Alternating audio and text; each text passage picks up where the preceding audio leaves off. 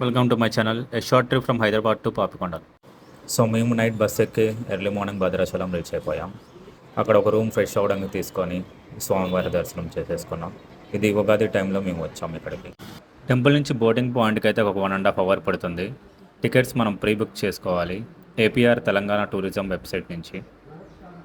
So మనకి బోటింగ్లో ఎలాంటి boring కొట్టకుండా వీళ్ళనేది ఇలా ఎంటర్టైన్మెంట్స్ అనేది ప్లాన్ చేస్తారు. సో ఒక కపుల్కి వాళ్ళు మ్యారేజ్ లాగా చేశారు. సో అండ్ స్పెషల్ ఏంటంటే అది వాళ్ళిద్దరి యానివర్సరీ అంట. So they will make every one to dance and entertain.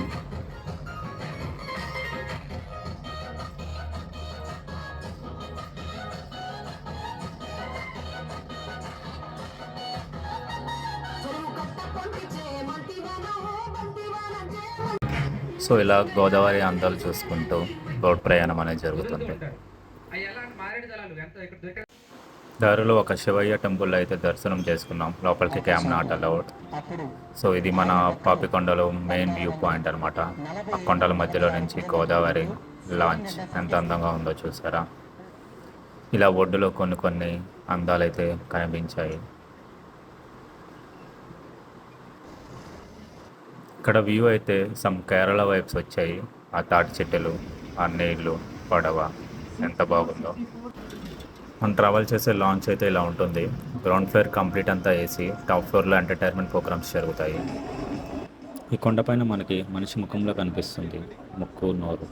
ఇది పాపి అనే రాక్షసుడి ముఖం అంట. సో ఎలాంటి ఏజ్ గ్రూప్ వాళ్ళకైనా ఎంటర్టైన్మెంట్ పక్కా.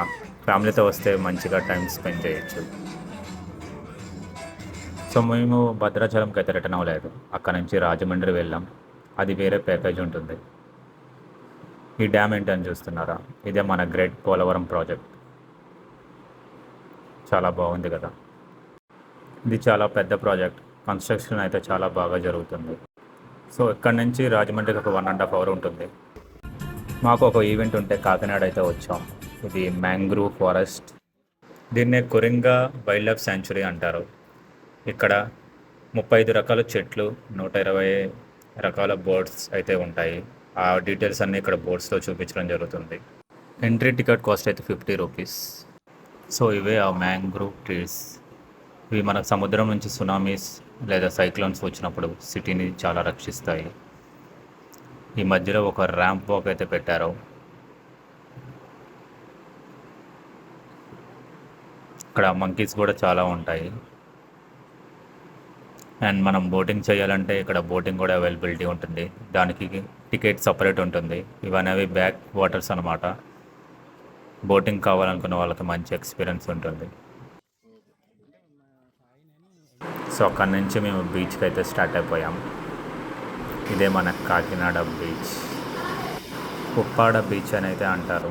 సో అలా సాయంత్రం ఆ గాలి, ఆ బీచ్ వేవ్స్ అండ్ ఆ సౌండ్స్ వింటూ అలా టైం స్పెండ్ చేస్తుంటే చాలా బాగుంటుంది కదా.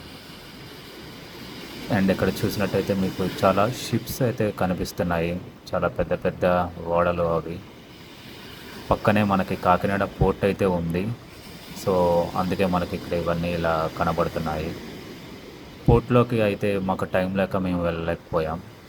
కానీ ఇక్కడ నుంచి అయితే మాకు అన్నీ కనిపిస్తున్నాయి. అండ్ ఇక్కడ ఒక ఐలాండ్ కూడా ఉంది.